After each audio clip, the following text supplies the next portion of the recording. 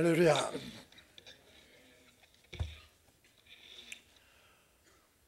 우리 신민기 목사님이 중앙위원이 되셨다고 하는 것은 정말 자랑스러운 일이요, 축하를 해야 할 일인 줄로 압니다. 아시아에서 2명의 중앙위원이 있는데 그 중에 한 분이 바로 우리 신 목사님이십니다. 요새 신문이나 텔레비에 보면 염수정 추기경이 한국 사람으로서는 3번째 추기경이 되었다고 대단합니다. 그러나 우리 신민기 목사님이 중앙위원이 되신 것은 그와 버금가는 그런 일이 아닐 수 없습니다. 여러분 목사님이 이렇게 중앙위원이 되셨다고 하는 것 정말 영광스러운 일입니다. 여러분께서 기억하시고 늘 자랑스럽게 생각하시고 또 위해서 기도를 많이 해주시기를 바랍니다. 성공하는 삶의 원리라는 주제를 갖고 잠시 말씀을 나누면서 은혜를 받고자 합니다. 사람은 누구나 다 성공하기를 원합니다. 그런데 실제로는 성공하는 사람보다 실패하는 사람이 더 많은 것 같습니다. 왜 그러느냐? 그 까닭은 성공의 의미를 깨닫지 못하고 또 성공하는 삶의 원리를 깨닫지 못하기 때문인 것 같습니다. 먼저 성공의 의미부터 생각해 보십시다. 우리말 사전에 성공이란 목적의 이름, 뜻을 이름이라고 설명하고 있습니다. 그리스도인에게는 누구에게나 삶의 목적이 있고 뜻이 있어야 합니다. 만일 목적이 없이 뜻이 없이 살아가는 사람이 있다고 하면 그러한 사람은 진정한 그리스도인이라고 말할 수 없습니다. 바람 부는 대로 물결 치는 대로 부평차 같이 아무렇게나 살아간다고 하면 그러한 사람은 그리스도인이 아닌 겁니다. 그리스도인은 분명한 목적을 갖고 그 목적을 향해 달려가는 삶을 살아야 하는 겁니다. 목적을 갖고 뜻을 정하고 그 목적과 뜻을 이루기 위해서 달려가면 마침내 성공하게 되어지는 겁니다. 사도 바울은 빌립보서 1장 20절에 나의 간절한 기대와 소망을 따라 아무 일에든지 부끄럽지 아니하고 오직 전과 같이 이제도 온전히 담대하여 살든지 죽든지 내 몸에서 그리스도가 존귀되기를 원하노라 라고 말씀하고 있습니다. 사도 바울은 삶의 목적이 있었고 뜻이 있었습니다. 그는 그 목적과 뜻을 이루기 위해서 최선을 다한 결과 마침내 그 목적에 도달했고 그 뜻을 성취한 겁니다. 성공적인 삶을 산 것입니다. 히브리어로는 성공을 잘야후라고 말합니다. 이는 형통이라는 뜻입니다. 그러므로 성경적인 성공의 의미는 형통을 의미하는 겁니다.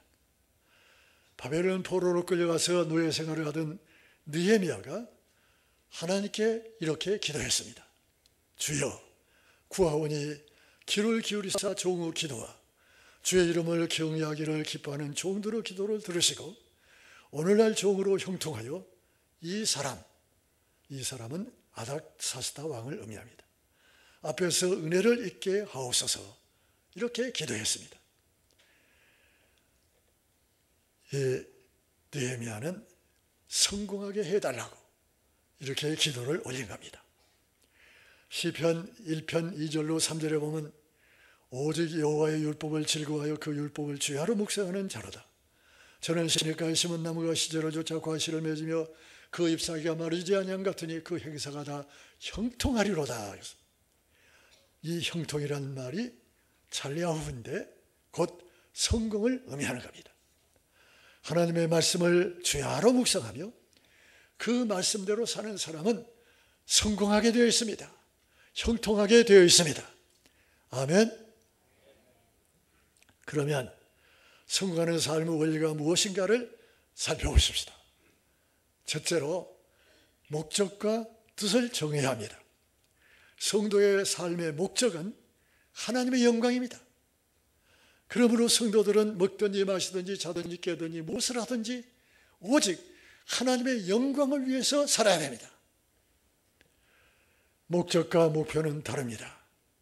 그리스도인은 하나님의 영광을 위한다는 목적, 하나님의 영광을 위해서 살아야 된다는 이 분명한 목적을 가져야 되고 구체적으로 목표를 정해야 됩니다. 목표. 어떤 분이 말하기를 위대한 사람이 따로 있는 게 아니라 위대한 사람은 위대한 목표가 있다, 이렇게 말했습니다. 위대한 목표가 있어야 하는 겁니다.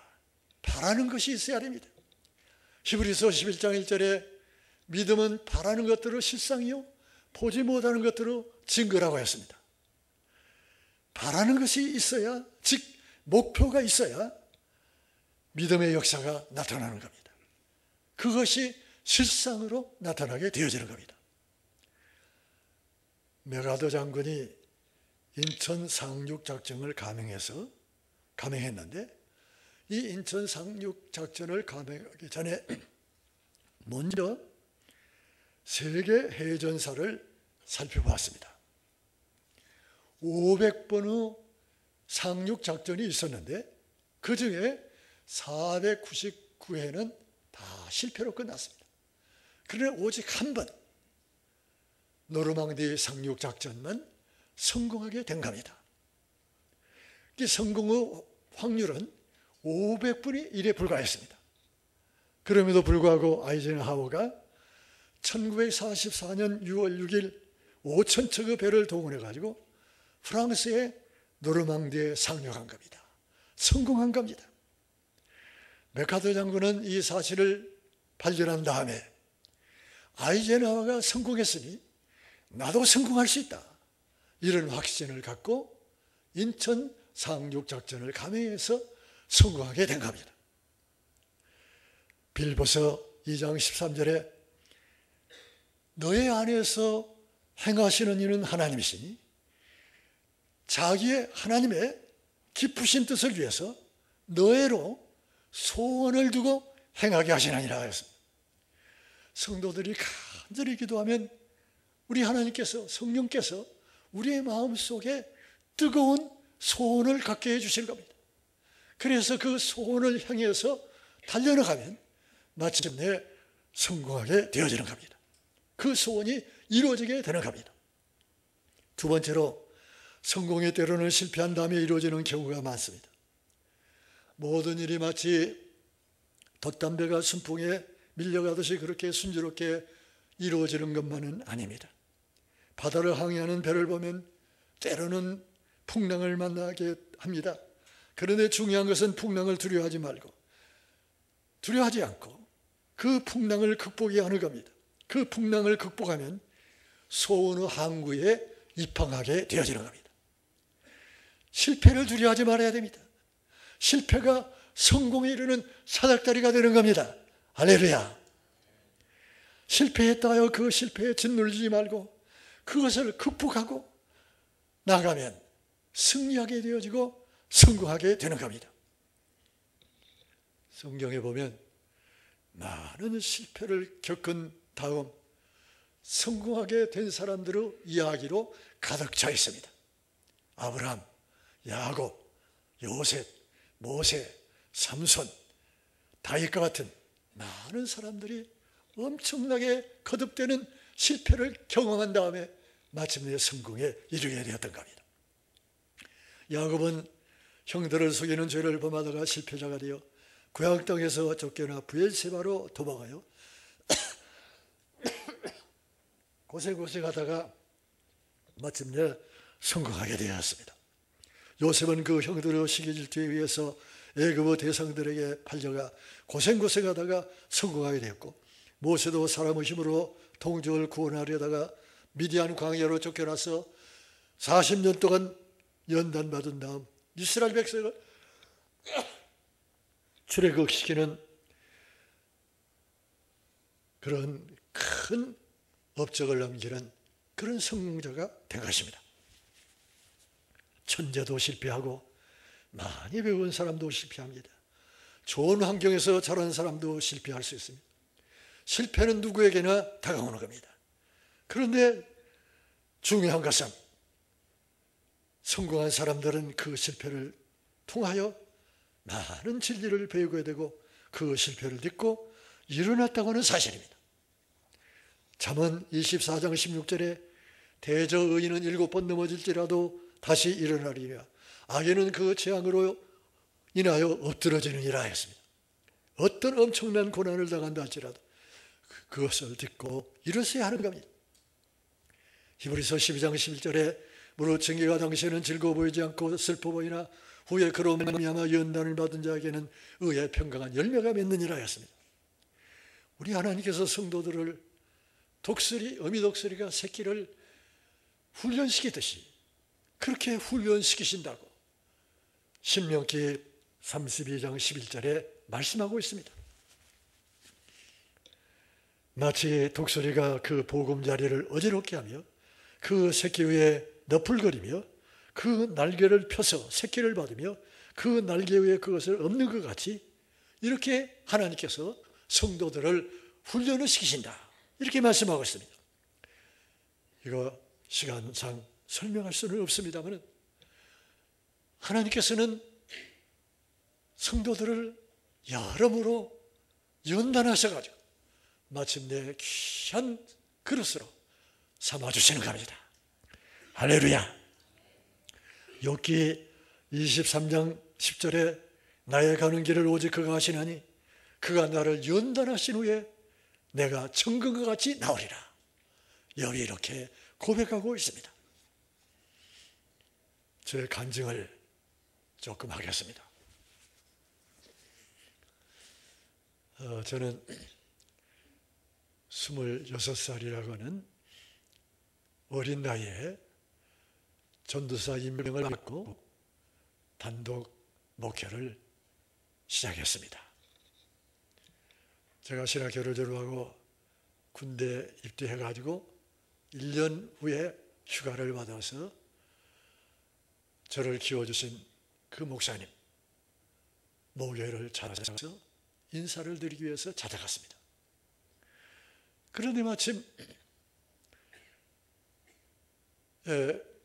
어떤 신학교 졸업생이 저하고는 다른 신학교를 나온 사람인데 신학교 졸업생 여학생이 신학교를 졸업하고 목사님께 인사를 드리러 왔습니다. 저는 진호교회에 다녔고 그 처녀는 시골 서창교회라고 한 저하고는 30리 떨어진 곳에 있는 교회, 그 교회를 다녔습니다. 윤성도 목사님이 세 교회를 목회를 하셨는데 제가 이렇게 인사를 드리러 갔더니 목사님이 하시는 말씀이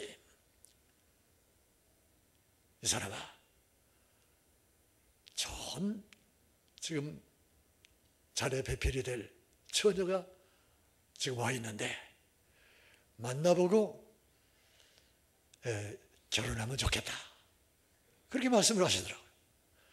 목사님이 딱 점을 찍어 놓으신 것 같아요. 그래서 이제 만나가지고 제가 참 용기가 없는 사람인데 그때는 참 용기가 있었던 것 같아요. 만나가지고 첫 마디가 뭐라고 말했느냐. 우리 결혼합시다. 그랬어요.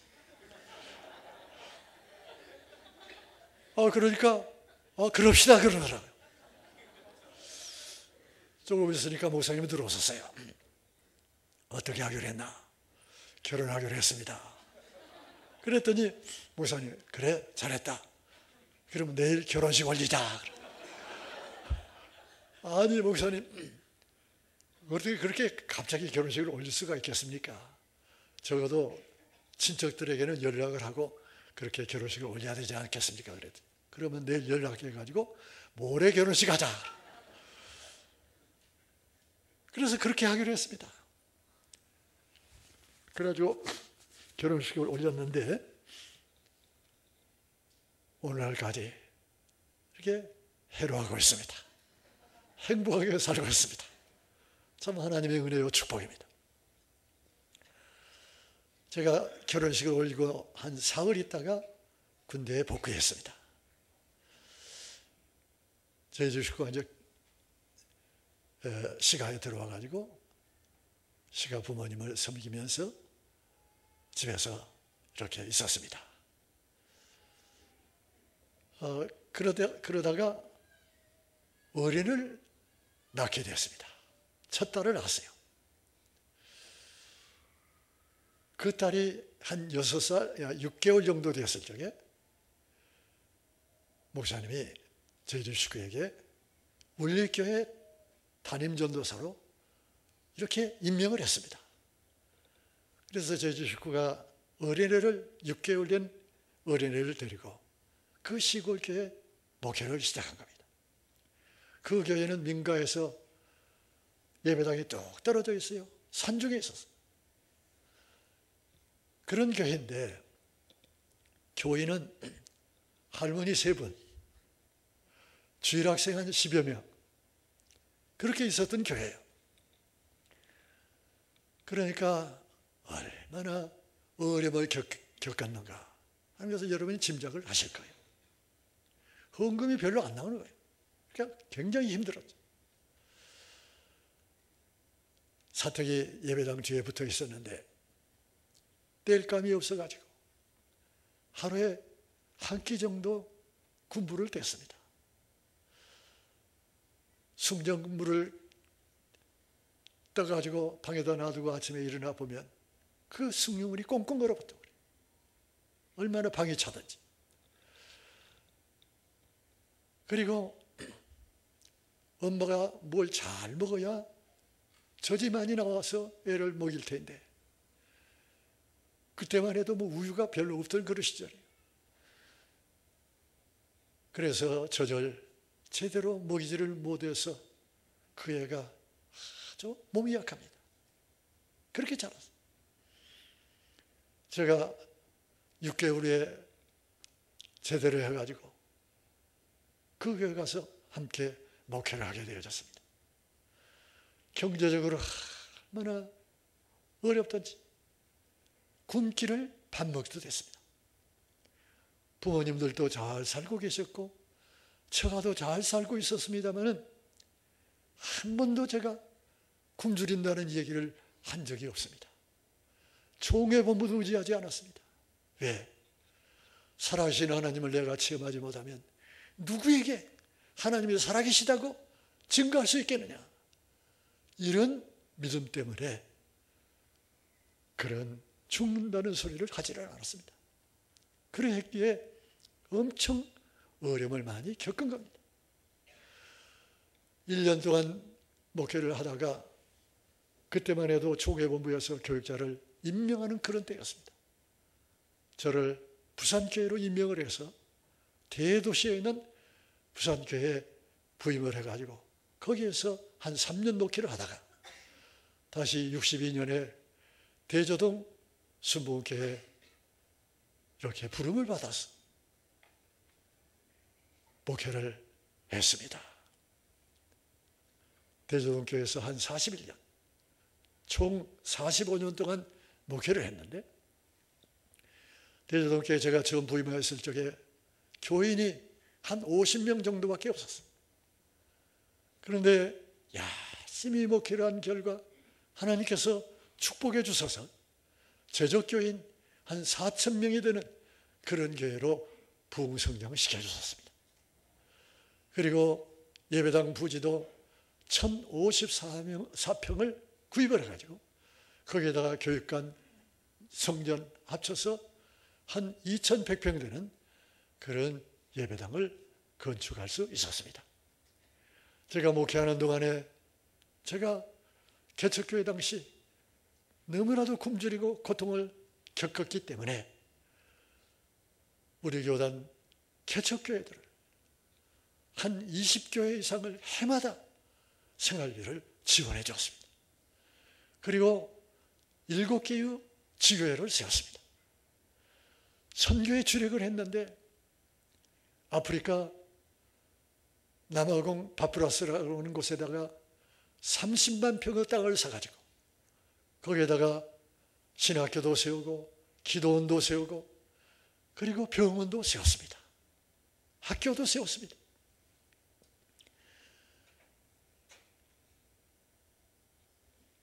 그리고 말라이, 모잠비크, 스와지란드 이런 나라들의 41개의 예배당을 건축해 주었습니다.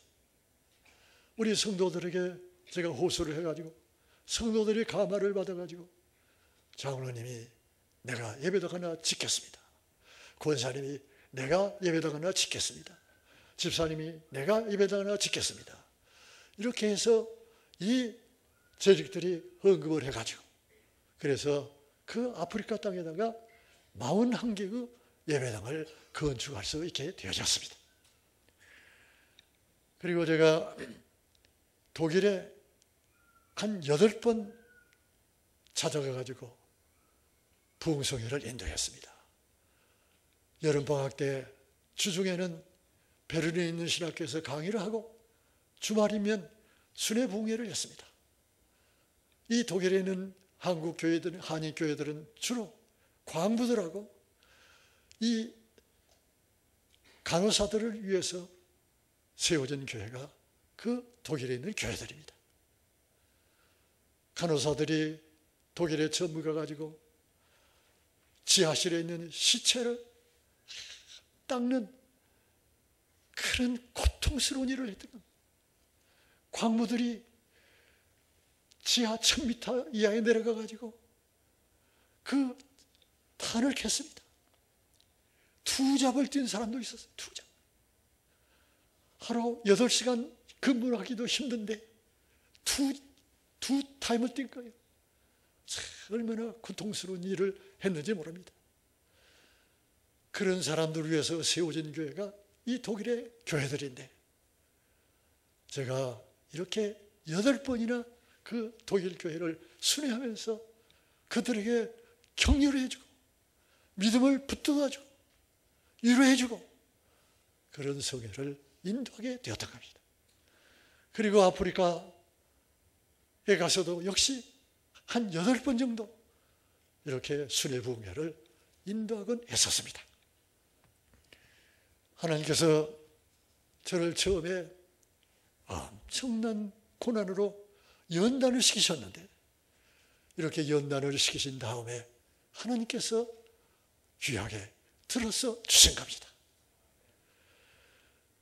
사랑하는 성도 여러분, 어떤 시련을 겪는다 하여도 절대로 낙심하지 마시고 하나님을 의지하시고 오뚜기처럼 넘어져도 다시 일어서시고 쓰러져도 다시 일어나서서 마침내 승리하게 되어지시기를 주님의 이름으로 축원드립니다. 세 번째로 힘써 하나님을 구해야 합니다. 오늘 본문 5절에 하나님의 몫을 밝히 하는 스가랴의 사는 날에 하나님을 구하였고 저가 여호와를 구할 동안에 하나님이 형통케 하셨더라 하였습니다. 우시야 왕은 하나님 보시기에 정직하게 살았으며 그의 생전에 하나님을 찾았습니다. 그가 그렇게 살 수 있었던 것은 그의 곁에 하나님의 뜻을 밝히 하는 선지자 스가랴가 있었기 때문입니다. 왕이었지만은 왕이 하나님의 사자, 선지자 스가랴의 늘 그 가르침을 받고 그 스가랴 선지자의 인도를 받아서 그렇게 살았기 때문에 이 우시야 왕이 형통한 복을 누릴 수 있게 되어졌던 것입니다. 주의 종을 잘 만나는 복이 보통 복이 아닙니다. 여러분은 하나님의 참종이신 신민기 목사님을 만났으니 엄청 큰 복을 받으신 분이신 것을 믿으시기를 바랍니다. 아멘. 신민기 목사님은 하나님의 뜻을 밝히 하는 스가랴 선지자 같은 선지자이시고 사무엘, 이사야와 같은 하나님의 은사와 능력을 크게 받은 참 하나님의 사자이십니다. 말씀이 얼마나 좋습니까? 우리 신민기 목사님은 명설교자이십니다. 이런 목사님의 인도를 받고 이렇게 신앙생활하는 것 정말 행복하다고 하는 것을 여러분이 늘 깨달으시기를 바랍니다. 힘써 하나님을 구하면 성공하게 됩니다. 성공이란 결코 여행도 아니고 운명도 아닙니다. 사주, 팔자, 소관도 아닙니다.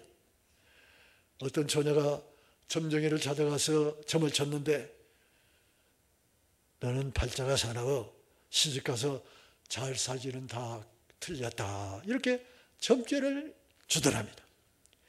그 처녀는 그 점쟁이 말을 믿고 고민하다가 결국 폐인이 되고 말았답니다. 미신을 믿고 따르다가는 이렇게 폐인이 되고 마는 겁니다. 인간의 생사화복은 하나님이 주장하시는 겁니다. 그러므로 만복의 근원이신 하나님을 굳게 믿고 그분을 섬기며 그분의 말씀을 따르면 형통하게 되고 성공하게 되어지는 것을 믿으시기를 바랍니다. 포항제철 창립자이신 이 박태준 씨가 지금은 고인이 되셨지만은 그가 생존했을 때 평소에 이렇게 생각을 했답니다. 착하게 살면 되지, 선하게 살면 되지, 무슨 예수를 다 믿어야, 이렇게 생각했다는 거죠. 그런데 그가 말년에 병이 들어가지고 병상에 눕게 되었습니다. 그때 전도를 받고 예수님을 구주로 믿고 구원받아 하나님의 자녀가 되었습니다. 그리하여 열심히 교회 다니면서 신앙생활을 하게 된 겁니다. 그가 이렇게 고백을 했다고 하는 겁니다. 이렇게 좋은 예수를 왜 진작 믿지 않았던가, 이렇게 후회하는 말을 했다는 겁니다. 여러분, 예수님을 믿고 예수님을 사랑하면서 예수님을 섬기면서 사는 생활이 얼마나 복된 삶인 것을 여러분이 아셔야 됩니다. 할렐루야. 역대하 31장 21절 히스기야가 무릇 그 행하는 모든 일 곧 하나님의 전에 수종되는 일이나 율법이나 계명이나 그 하나님을 구하고 일심으로 행하여 형통하였더라. 히스기야가 형통의 복을 받았습니다. 왜 형통의 복을 받았느냐? 하나님의 성전, 즉 교회를 받들어 충성하고 또 하나님의 말씀을 열심히 순종하고 말씀대로 살았기 때문에 히스기야가 이렇게 형통한 복을 받게 된 겁니다. 개인이나 국가나 다 예수님을 잘 믿고 교회 생활을 잘하면 복을 받습니다. 독일, 스위스, 오스트리아, 노르웨이, 스웨덴, 덴마크, 영국, 미국 등 선진국가들을 제가 여러 번 찾아가 봤습니다. 그 나라들이 얼마나 잘 살고 있는지 모릅니다. GNP가 5만 불 내지 10만 불 그렇게 되는 나라들입니다. 복지제도가 얼마나 잘 이루어져 있는지 모릅니다. 왜 그렇게 큰 복을 받게 되었느냐? 그들이 예수님을 잘 믿고 하나님의 말씀대로 살았기 때문에 하나님께서 복을 내려주셔서 그렇게 잘 사는 나라가 되어진 것입니다. 할렐루야. 사랑하는 성도 여러분, 히스기야 왕이나 우시야 왕처럼 하나님의 몸낸 교회를 받들어 충성하는 여러분이 되시고 또 하나님의 말씀에 순종하는 삶을 사시고 충성하는 삶을 사심으로 형통한 복, 성공하는 복을 누리게 되시기를 바랍니다. 사무엘상 16장 13절에 다윗이 여호와의 신에게 크게 감동되니라 이렇게 말씀하고 있습니다. 이 감동이라고 번역된 히브리어가 바로 찰레아후인데 성공이라는 뜻입니다. 여호와의 신, 즉 성령이 힘있게 임하는 것이 찰레아후인데 성령 충만 받은 것이 곧 성공의 지름길임을 우리에게 보여주고 있는 겁니다. 성령 충만 받으면 성령께서 우리의 마음속에 신령한 은혜와 기쁨과 평강을 허락해 주시고 감사하는 마음이 넘치게 해주시고 또 주님 앞에 충성할 수 있는 힘을 더하여 주시는 겁니다. 열심히 복음을 전할 수 있는 힘을 더하여 주시는 겁니다.